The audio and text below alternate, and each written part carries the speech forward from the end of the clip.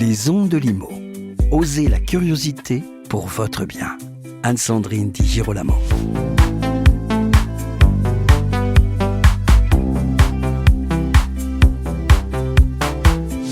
Le Forum Bois Construction lance cette année, du 26 au 28 février, sa 14e édition.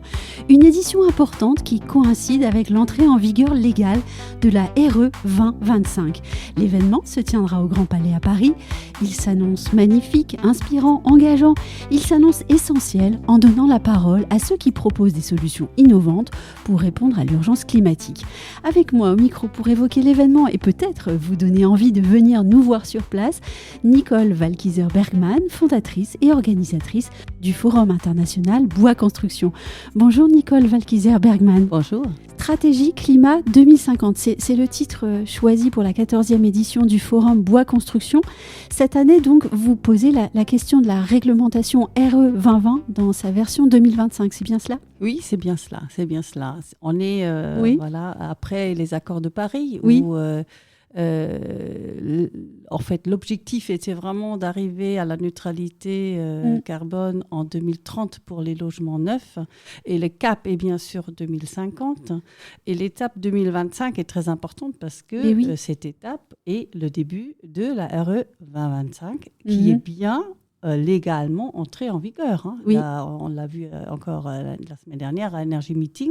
Elle est bien en vigueur. Les entreprises se sont préparées. Les entreprises de la filière forêt-bois et surtout biosourcées sont très bien préparées à cette RE 2025 et même à la RE 2028. Oui. Aujourd'hui, on ne peut pas se passer de ces réglementations et je dis chapeau à la France parce que c'est unique en Europe qu'aujourd'hui, on a vraiment une norme où on peut réglementer l'émission carbone qui est absolument fondamentale, on le sait tout, si on veut encore vivre au-delà de 2025 ou 2050. Mais oui, et justement, j'allais vous poser la question, puisque la France est pionnière dans la lutte contre le réchauffement climatique dans le bâtiment. Et alors, si vous me permettez la question, que pensez-vous de ceux qui critiquent le volontarisme de ceux qui nous gouvernent et cette volonté de parvenir à une construction bas carbone à grande performance et à grande échelle ? Parce qu'on a certaines traditions aussi en France aujourd'hui, hein, on le sait très bien. Moi, c'est ce que j'ai toujours dit, le 19e siècle, c'était le siècle de l'acier. Oui. Le 20e siècle, c'était le siècle du béton. Corbusier, avec Corbusier, c'est magnifique, les ouvrages. Mais je vous dis, le 21e siècle, ce sera le siècle du bois et surtout des matériaux renouvelables et renouvelés, des matériaux naturels. C'est pas seulement le bois, c'est le biosourcé. Ce sont des matériaux comme le chanvre, la paille, et aussi géosourcés. Moi, je les intègre. Ça veut dire aujourd'hui en France, on a quand même une ressource naturelle énorme, la terre, la pierre joue un rôle énorme.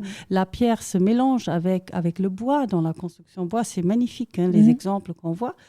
Et surtout les matériaux qu'on dit aussi biosourcés, comme le chanvre, la paille et d'autres, le rosier, etc., qui repoussent naturellement. On a une richesse en France. La France est un pays riche. Le paysage est beau, on le sait. Moi, la France, c'est vraiment ma patrie. Et je vous dis parce que c'est la beauté du paysage et c'est la ressource surtout. La ressource aussi dans la forêt. On a assez de bois. Le bois se renouvelle automatiquement. Bien sûr, il faut les cultiver. Ça, on a les professionnels. Mais il faut s'appuyer sur nos ressources qui sont renouvelables et qui sont surtout saines. Oui. C'est ça ce qui est important. Et on peut aussi s'appuyer sur notre histoire, puisque quelle chance, avec ces matériaux-là, on a construit pendant des centaines et des centaines d'années. Tout à fait. On peut allier le passé, les leçons du passé, les savoir-faire du passé, mais aussi l'innovation de nos entreprises qui se basent sur ces savoir-faire pour aller plus loin encore. Tout à fait. C'est cette beauté de cette filière. On sait très bien, les maisons dans le Marais ont été construites en bois. La structure est en bois. Les maisons sont encore là. Ils ont vécu 800 ans. Les ponts ont été en bois. Ça veut dire le bois est un matériau qui est dans la culture française de construction. Et en plus, aujourd'hui, avec les innovations qu'on a su faire dans cette filière ces dernières années, mais même dans le passé, mais surtout ces dernières 30 années, on a fait beaucoup d'innovations sur cette filière pour adapter en fait le bois aux demandes de construction d'aujourd'hui, d'aller plus haut, faire des immeubles à multi-étages, etc. En fait, vous avez raison, c'est cette combinaison entre la tradition qu'on a du matériau bois, aussi dans notre culture et même avec un aspect artistique aujourd'hui, et ce matériau qui est absolument adapté aujourd'hui aux défis du changement climatique. Et qui respire. Qui respire et qui stocke le carbone. Oui. C'est ça l'essentiel, en fait. Ouais. Alors, on va reparler du forum. Quand on est journaliste, eh bien, on a la chance d'avoir un dossier de presse, de pouvoir voir des photographies, magnifiques photographies, réalisations que vous nous envoyez et qui seront exposées ou présentées au forum. J'aimerais vous demander de nous dire ou de dire à nos auditeurs ce qu'ils pourront voir en entrant. Ils pourront déjà voir à l'extérieur du Grand Palais le phare du forum. C'est notre totem, c'est Il Tempietto. D'ailleurs, c'est un phare en Douglas, en bois, qui est une sorte de pavillon d'accueil pour le grand public, pour les franciliens qui peuvent déjà se renseigner sur ce que c'est la ressource, la forêt, la construction en bois. Ce Il Tempietto, il a été construit par Anne Architecte, et c'est l'entreprise Charpente Cénomane qui va le monter pour nous. En fait, c'est une reconstruction, parce que ce Il Tempietto a déjà été construit pour la Villa Médici, à Rome. Et ça, c'est un avantage, bien sûr, du bois. On reconstruit, on démonte, on remonte. Or, c'est une réutilisation. Ce Il Tempietto, il est magnifique. Il va illuminer vert quand c'est ouvert, rouge quand c'est fermé. Et c'est déjà l'accueil. Après, on rentre dans le Grand Palais qui est majestueux. C'est vrai que le Grand Palais a été rénové et c'est une chance pour nous d'y être cette année, parce qu'on a voulu venir d'ailleurs en 2020. J'ai voulu fêter les 10 ans du Forum au Grand Palais et la crise Covid n'en a pas voulu. Or, on a dû décaler, bien sûr, parce que le Grand Palais est fermé en 2020 pour les JO. Et là, vraiment, on est très heureux. Mais 2025, c'était l'année parfaite, en fait. L'année parfaite, voilà. C'est le bon moment. Et alors, vous rentrez au Grand Palais et vous allez voir tout de suite notre accueil et notre vestiaire en bois, en feuillus, en chêne, en feuillus français, en chêne surbillé. C'est des bois normalement qui ne sont pas utilisés pour la construction, et quand on va les voir, ils sont très, très beaux.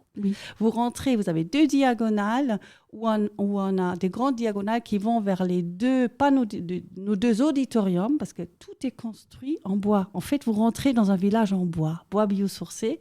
Tout au fond, à droite, c'est notre auditorium éphémère OSA que nous avons construit en 2021 pour le Grand Palais éphémère, parce qu'en fait, finalement, on est allé au Grand Palais éphémère pour notre 10e édition. Et cet auditorium, il a été démonté, on le remonte sous une autre forme. À l'époque, c'était forme rectangulaire. Là, ça sera une forme ovale. C'est magnifique, c'est des panneaux en Douglas de 5,50 mètres de hauteur qui ont vieilli un peu parce qu'ils ont été stockés en partie à l'extérieur, mais c'est pour montrer que le bois, c'est des nuancés de bois, le bois peut vivre, et la beauté, c'est une beauté qui se montre en fait tout naturellement. Et voilà, cet auditorium, c'est notre auditorium plénière à droite. Et à gauche, on a fait un autre projet, un auditorium, on appelle ça Panauditorium. C'est un projet qu'on a fait avec Pifto, en fait avec toute la filière. Ce qui est important de savoir pour le forum, c'est l'esprit fédérateur, collaboratif et participatif qu'on dégage. Nous pouvons vraiment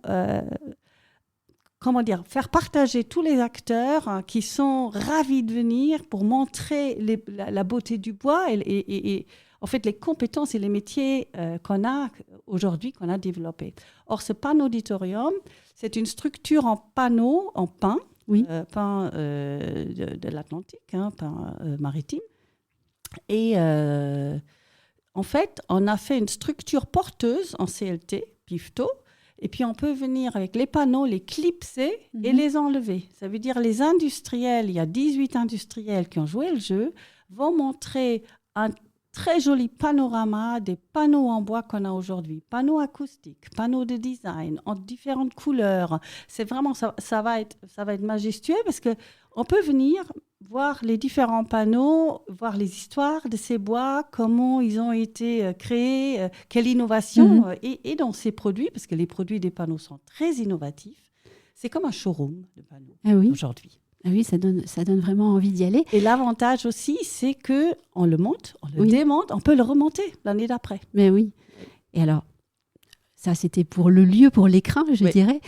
On ne va pas pouvoir ici donner la liste et le titre de toutes les conférences qu'on va pouvoir écouter.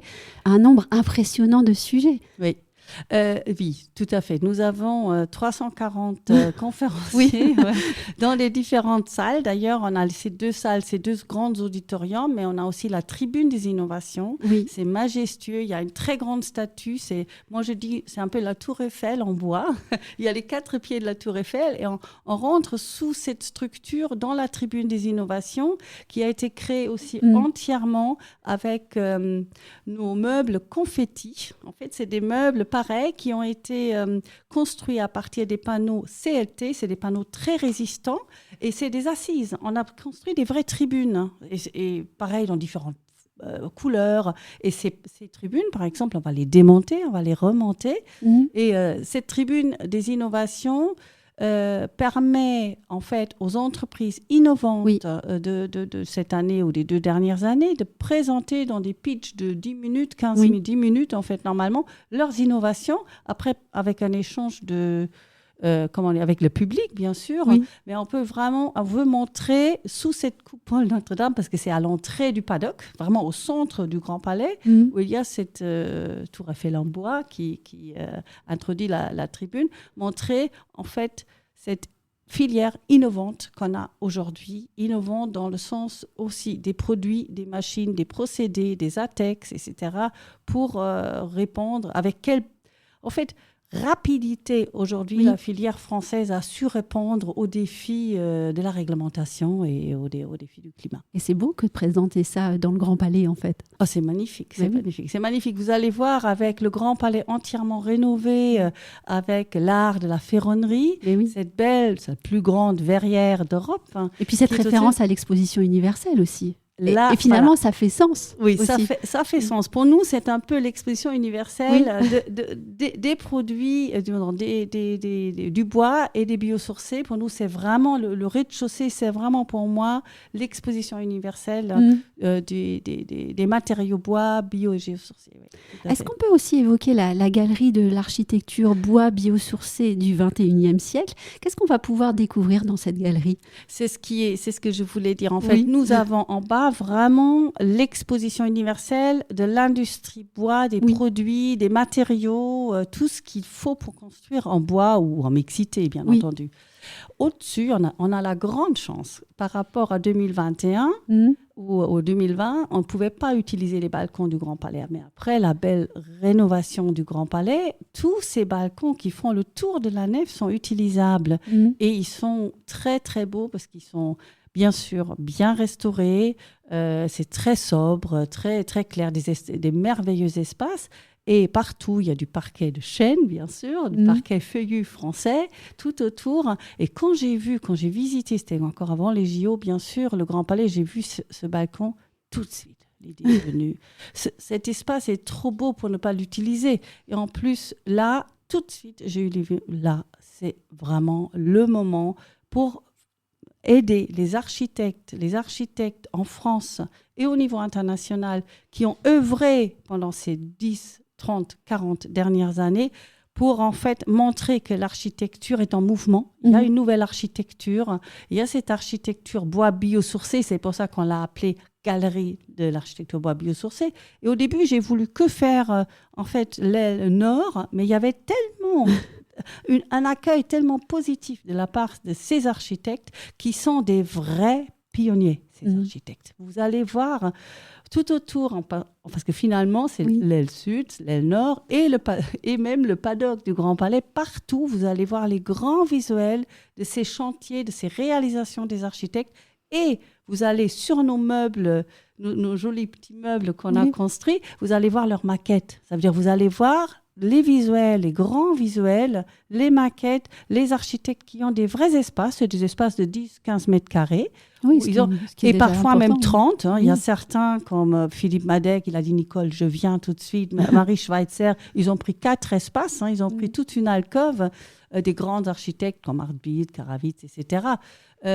Donc, tous les architectes ont répondu. On a eu une longue liste d'attente. On n'a même pas pu mettre tout le monde. Mais oui, c'est la question que je voulais vous poser. Ouais. Il y a une sélection ou en tout cas une liste d'attente. On a dû sélectionner, oui, tout à fait. Parce qu'il y avait beaucoup de monde. Et on a une grande partie vraiment biosourcée, architecture aussi internationale. Il y a certains, comme Dietrich Untertrifala, et voilà, certains qui ont construit avec du bois ces dernières années. Il y a bien sûr aussi les architectes du centre nautique de Saint-Denis et d'autres. Mais vraiment, si vous voulez voir aujourd'hui, avoir en fait une idée de ce que l'architecture bois peut apporter aujourd'hui à l'architecture, allez-y, venez, parce que pendant les 2 jours et demi, les architectes seront présents.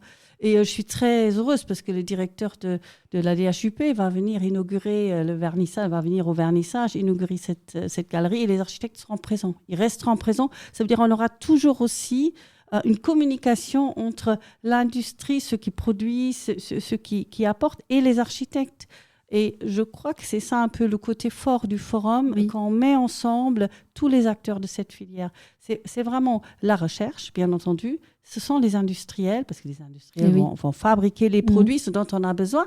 Ce sont les ingénieurs, très bien, très important, les bureaux d'études, les bureaux de contrôle, les architectes, la maîtrise d'œuvre, et bien sûr la maîtrise d'ouvrage qui va venir nombreux, j'espère, au forum. Parce que ça serait vraiment une occasion unique pour la maîtrise d'ouvrage privée et publique de voir qu'est-ce que cette filière bois biosourcé qui s'est énormément développée peut apporter, surtout à la maîtrise d'ouvrage, pour répondre aux différents défis du climat et aux défis de la RE20, 25, 28, 30. Il faut aller de l'avant, ça arrive très vite. Ouais. Et en même temps, on voit que quand vous en parlez, il y a presque de l'émotion. Il y a énormément d'implications chez vous. Il serait sans doute très injuste de vous demander de nous donner peut-être quelques coups de cœur. Ça, c'est vraiment injuste. Des coups de cœur de l'architecture ? Oui. Ah, il y a beaucoup de... Trop injuste. Non, mais c'est des noms comme Marie Schweitzer, bien sûr. Mais il y a des... Il y a Artbild, Stephen Ware qui a fait les premiers grands immeubles à Paris et même en région parisienne.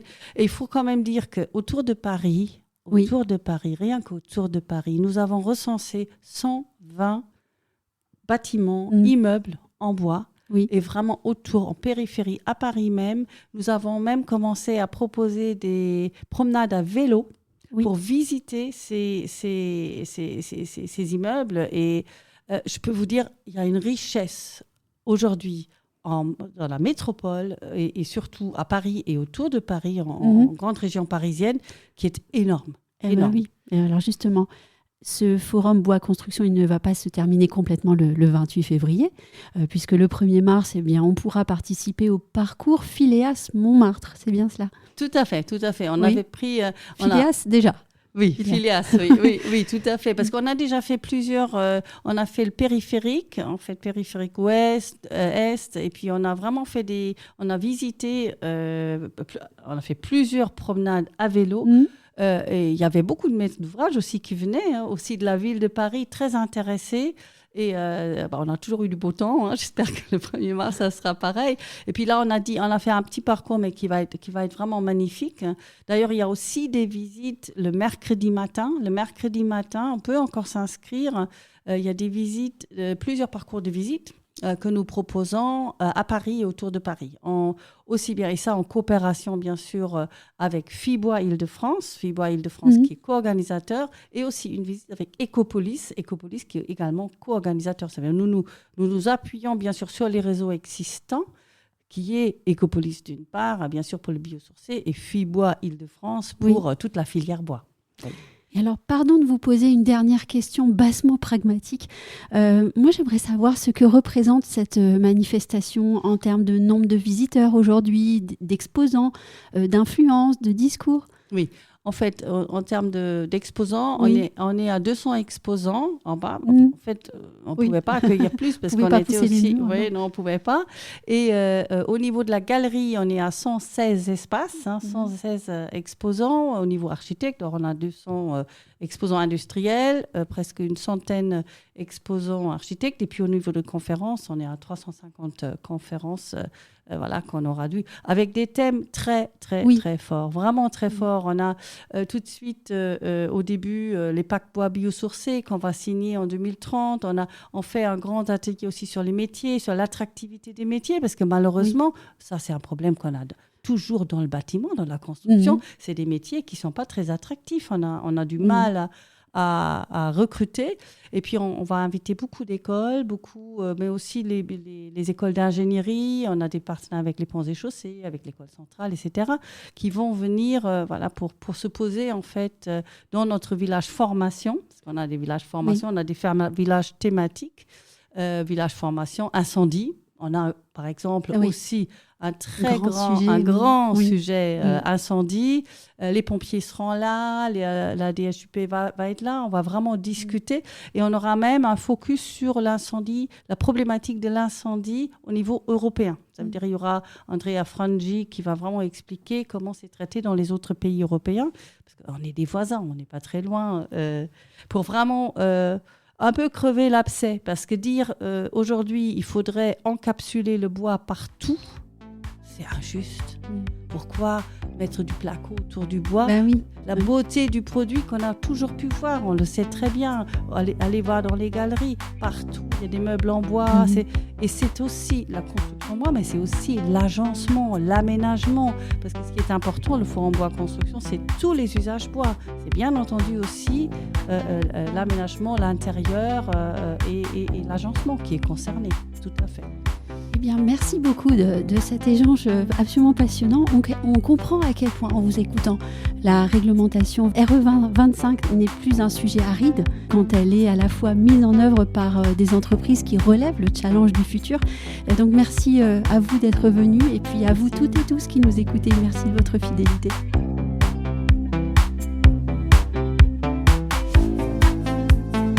Retrouvez les Ondes de Limo sur ondedelimo.com, les réseaux sociaux et la newsletter.